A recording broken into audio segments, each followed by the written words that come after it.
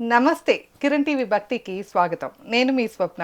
ప్రస్తుతం మనతో పాటు ఉన్నారు ప్రముఖ ఆధ్యాత్మికవేత్త, శ్రీ విద్య ఉపాసకురాలు జయప్రద మేడం గారు. నమస్తే అమ్మా. నమస్తే అమ్మా. శ్రీమాత్రే నమః. ఎలా ఉన్నారమ్మా? బాగున్నాం, మీరు బాగున్నారా? బాగున్నామమ్మా. చాలా రోజులు అయిపోయింది. మనమైతే కనుక గతంలో వచ్చేసి నక్షత్రాల గురించి మీరు ఎంతో బాగా చెప్పారమ్మా. ఎందుకంటే ఆ కామెంట్స్ చూస్తేనే మాకు అర్థమవుతూ ఉంది. మా ఇంట్లో వాళ్ళు ఇలాగే ఉంటారని కానీ మేము ఇలాగే ఉంటాము అని చాలా పాజిటివ్ కామెంట్స్ వస్తూ వచ్చాయి. సో ఇప్పుడు అప్పట్లోనే మనం అనుకున్నాం గణాల గురించి చేయాలి. అసలు ఏ గణంలో పుట్టిన వాళ్ళు ఎలా ఉంటారు, అసలు గణం అనగానే చాలా మందికి వాళ్ళ గణం తెలుసో లేదో కూడా మనకు తెలియదు. అందుకని మనం గణాలు మొదలు పెడదాం అమ్మ. ఫస్ట్ దైవగణం నుండి ఎవరైనా మొదలు పెడతారు, కానీ దాదాపు ఎందుకు మనమైతే రివర్స్ కదా, రాక్షస గణం నుండి మొదలు పెడదాం అమ్మ. అసలు రాక్షస గణం కిందకి ఏ నక్షత్రాలు వాళ్ళు వస్తారు, ఏ నక్షత్రాలు అసలు ఈ రాక్షస గణంలో ఉంటాయి, వాళ్ళ బిహేవియర్ ఎలా ఉంటుంది, నిజంగానే వాళ్ళు రాక్షసుల్లానే ప్రవర్తిస్తారా? ఎందుకంటే కనుక మనం ఇప్పటిదాకా ఎవరికి తెలిసి ఉండదు కూడా ముఖ్యంగా. సో అందుకని ఒకసారి క్లారిటీ ఇద్దామమ్మా. వాళ్ళ ప్రవర్తన ఎలా ఉంటుంది, వాళ్ళు ముఖ్యంగా ఎలాంటి రంగాల్లో రాణిస్తూ ఉంటారు, ఎలా చూస్తూ ఉంటాం వాళ్ళని, సో ఒకసారి చెప్పండి అమ్మా. తప్పకుండా. అంటే ఇక్కడ రాక్షసగణం, దైవగణం, మానుష్యగణం అని ఎందుకు వేశారంటే నక్షత్రాలు అంటే పూర్వము జ్యోతిష్యము, ఆయుర్వేదము రెండు కూడా నాడీ వ్యవస్థ మీద పనిచేస్తుండేవి. సో మన నాడి పట్టుకుంటే ఏ గణం ఏంటి, వీళ్ళకి ఏ మందులు పడతాయి, ఏ ఔషధాలు పడతాయి అని చెప్పేసి, ఈ శారీరక శక్తి, ఈ బలము ఎలా ఉంటుందని చెప్పి నక్షత్రాలు ఒక కాంబినేషన్లో చూసుకునేవాళ్ళు. సో రాక్షస గణం అంటే రాక్షసుల్లాగా ఉంటారని కాదు, రాక్షస తత్వంగా పనిచేయగల కేపబిలిటీస్ ఉంటాయని అర్థం. అంటే ఒక ఎంతటి కష్టాన్నైనా ఓర్చుకునే ఓపిక. ఇప్పుడు మనం చూడండి చాలా సినిమాల్లో కనుక మీరు అందరూ పూర్వము పౌరాణిక సినిమాల్లో చాలా మంది రాక్షసులు తపస్సు చేయడానికి వెళ్ళి వాళ్ళు తపస్సు చేస్తున్నప్పుడు ఎలాగ మొత్తము పుట్ల కట్టి చెట్లు కట్టేసి అయినా వాళ్ళు బ్రహ్మదేవుడి కోసం, శివుడి కోసం తపస్సు చేస్తూ ఉండేవాళ్ళు కదా రాక్షసులు. ఎన్నో ఏళ్ళైనా సరే తపస్సు చేసి ఆ మొండితనం, పట్టుదల, సాధించుకునే తత్వము, అంటే నాకు అది కావాలి అంటే ఖచ్చితంగా కావాలి అనే తత్వంలో వాళ్ళు తపస్సు చేసేవాళ్ళు కదా. అంతటి తపోశక్తి కలిగిన వాళ్ళు రాక్షస గణంలో పుడతారు అన్నమాట. అంటే పూర్వజన్మలో వాళ్ళు ఖచ్చితంగా ఏదో ఒక కోరికతో పుట్టిన వాళ్ళు అన్నమాట. వాళ్ళు అంటే ఈ జన్మ తీసుకుంటున్నారంటే బలమైన కొన్ని పనులు చేయలేదు, అవి కావాలి, భగవంతుని కోరుకొని ఇది చేసుకొని మేము బయటపడతాము, ఈ మోక్ష మార్గానికి వెళ్తాము అని చెప్పి కొన్ని పనులు ఏవైతే కర్మలు అంటామో మనం, ఆ కర్మలు పెండింగ్ ఉన్న వాళ్ళు ఈ రాక్షస గణంలో పుడతారు. సో ఈ రాక్షస గణంలో పుట్టడానికి కారణం అంటే పూర్వజన్మ పుణ్యము ప్లస్ పాపం రెండు ఉంటాయి. పుణ్యమా మరి రాక్షస అని ఎందుకు వచ్చిందంటారు? అంటే రాక్షస అంటే ఏంటంటే రాక్షసుడు అంటే ఏంటంటే పని చేయగల క్యాపబిలిటీస్ ఉన్నవాళ్ళు, అంతేగాని వాళ్ళు రాక్షసులా ఉంటారని కాదు. కాకపోతే ఏంటంటే ఎమోషన్కి ఏమంటారు మనం, ఒక ఎమోషన్కి వాళ్ళు ముడిపడి ఉండడానికి కాకుండా వాళ్ళు దేన్నైనా భరించే శక్తి కలిగిన వాళ్ళు అంతా. అంటే ఏదైనా ట్యాకిల్ అంటే ఏదైనా సరే దాన్ని చేయగల సామర్థ్యత. ఇప్పుడు చాలా మంది ఇప్పుడు డాక్టర్ చదవాలని అనుకోండి, సో ఖచ్చితంగా వాళ్ళ హార్ట్ చాలా స్ట్రాంగ్గా ఉండాలి. ఎందుకంటే బ్లడ్ చూస్తారు, మనుషుల్లో బాధ ఉంటుంది, మన చేతులు ఇలా వణికే అనుకోండి, సో అప్పుడు సర్జరీ ఎలా చేస్తాం? ఒక డాక్టర్ చదవాలి అంటే ఒక 5 years దానికి కోర్సు, తర్వాత దానికి మళ్ళీ ఎండి చేయాలంటే స్పెషలైజ్ 2 years కోర్సు, మళ్ళీ వీటిని ప్రాక్టీస్గా కొన్నాళ్ళు వర్క్ చేయాలి హాస్పిటల్స్లో. అంటే ఎందుకంటే ఇవన్నీ ఎందుకు వాళ్ళకి అని అంటే 7-8 years చదివితే దాంట్లోనే బతుకుతారు కనుక అది అలవాటు అవుతుంది వాళ్ళకి. సో మనుషుల్ని చేసే సర్జరీస్ అన్నీ కొన్నా వాళ్ళకి ఈజీగా అవ్వడానికి చేస్తారు.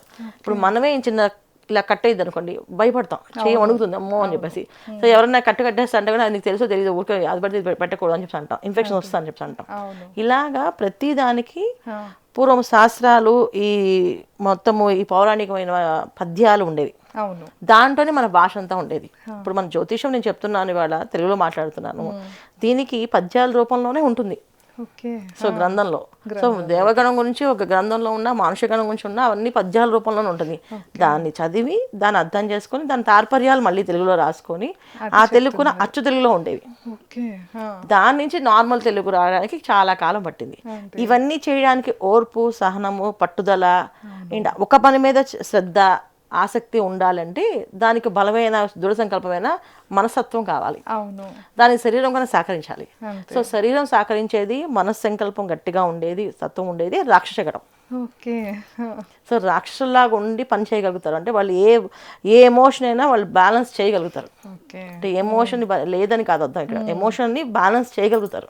ఇప్పుడు ఎవరికి బాధ అనిపించింది కానీ అది బాధపడితే కూర్చుంటే అవ్వదు కదా, సో దానికి ముందుకు వెళ్ళాలి మనం అని చెప్పి ఆ పట్టుదలతో చేసే వాళ్ళందరూ కూడా రాక్షస గణంలో వస్తారు.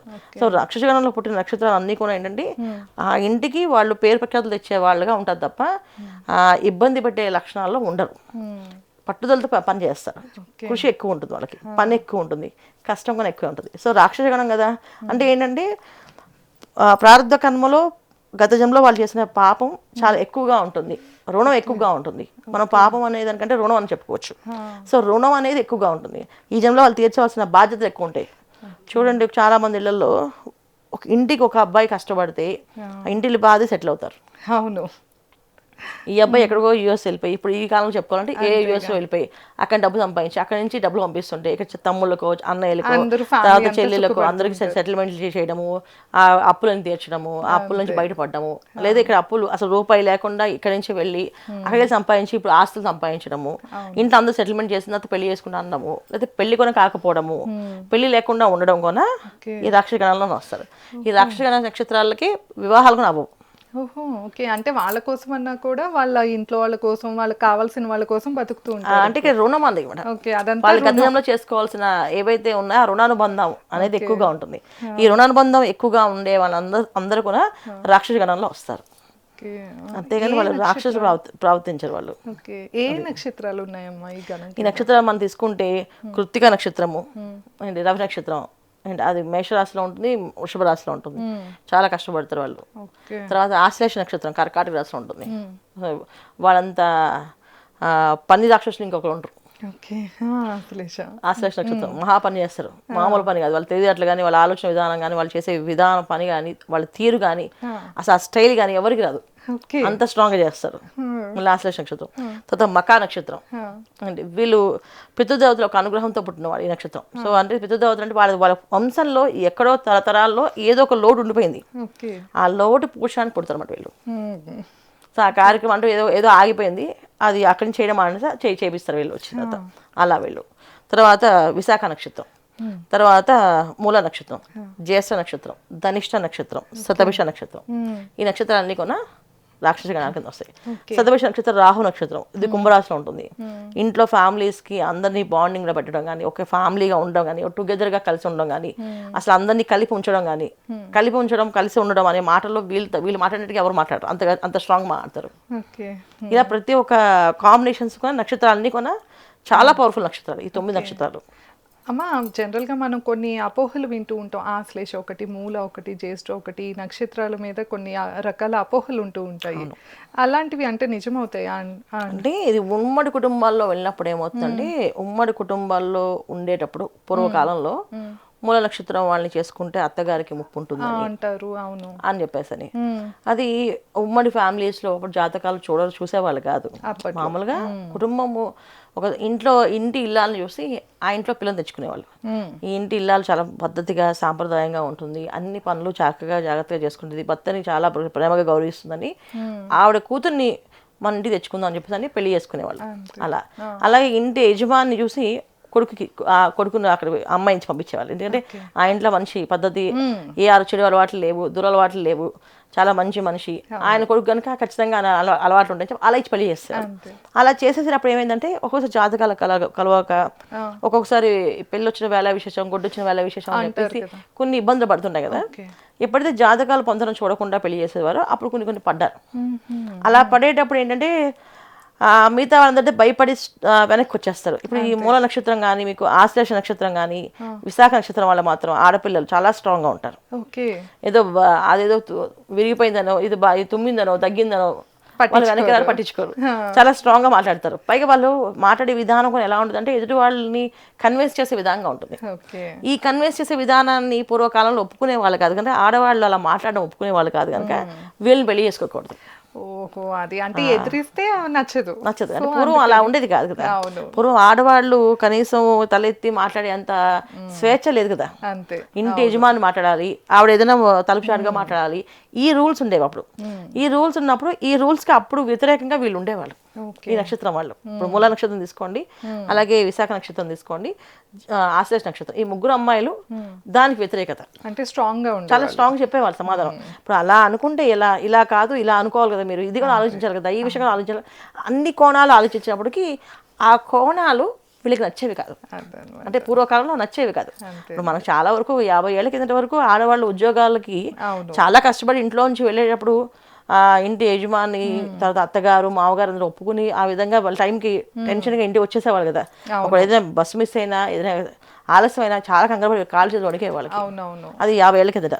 ఇవాళ రోజుల్లో ఇండిపెండెన్స్ ఎక్కువైపోయింది, స్వేచ్ఛగా ఉంటున్నారు, సింగిల్ కుటుంబాలు వచ్చేసాయి. ఒక్కలే ఉన్నప్పుడు వాళ్ళకి ఇంకా నక్షత్రాలతో చూసేది ఏముంది. కాకపోతే ఏంటంటే జాతకాన్ని చూసుకోవాలి. ఓకే. సో జాతక బలాలు మ్యాచ్ అవ్వకపోతే అబ్బాయికి కానీ అమ్మాయికి కానీ గండం ఉంటుంది. ఓకే. అంతేగాని విడిగా అయితే ఈ నక్షత్రాల వాళ్ళకి ఏమి ఎలాంటి ఇప్పుడైతే హాని లేదు, ఉండదు అంటే ఈ అసలు. కాలంలో లేవు. లేదు. అప్పుడు కాలం మారుతుంది, మనుషులు మారుతాం కదా. అంతే. ఒకప్పుడు మొబైల్స్ లేవు, ఇవాళ మొబైల్స్ ఉన్నాయి, ఇవాళ టచ్ ఫోన్స్ ఉన్నాయి, ఇవాళ మొత్తం సినిమా ప్రపంచం అంతా కూడా మన చేతిలోకి వచ్చేసింది. అంతే. ఇలా మారిపోయి కదా. అలా మారినప్పుడు ఇవి కూడా మారిపోతాయి. మారిపోతాయి. టెక్నాలజీ మారినప్పుడు మనుషులు కూడా మారుతారు, అవును. ఈ సాంప్రదాయాలు కూడా పక్కకి వెళ్ళిపోతాయి. ఇప్పుడు సాంప్రదాయం పాటించట్లేదు. అంటే ఈ నక్షత్రాలు వాళ్ళు ఉన్నారు కదా, రాక్షస గణం నక్షత్రాలు ఎక్కువగా మనం ఏ రంగంలో చూస్తామంటారు వీళ్ళని? ఇండిపెండెన్స్ గా ఎక్కువ వీళ్ళు అంటే ప్రొఫెషనల్ రంగాల్లో ఎక్కువగా ఉంటారమ్మా. వ్యాపారస్తులుగా, తర్వాత ప్రొఫెషనల్స్ గా, డాక్టర్స్ గా కానీ, అడ్వకేట్స్ గా కానీ, తర్వాత బ్యాంకర్స్ గా కానీ, తర్వాత ఎక్కువ రైటర్స్ గా కానీ. ఓకే. సో ఇంకా పలువురు రంగాల్లో, అన్ని రంగాల్లో ఏంటంటే ఒకళ్ళ కింద పనిచేయడం అనేది వాళ్ళ ఉద్దేశం. అంటే JOB జాబ్ అనేది just obey the boss, okay. అది వాళ్ళకి ఇష్టం ఉండదు ఓకే. ఈ నక్షత్రం వాళ్ళకి. సో దానికి మనం చేసుకున్నాం ఆ క్రియేటివిటీ మనం సంపాదించుకోవాలి అని చెప్పే లక్షణాలు ఎక్కువ ఉంటాయి. కానీ 99% ఇవంతా ప్రొఫెషనల్స్గా ఉంటారు.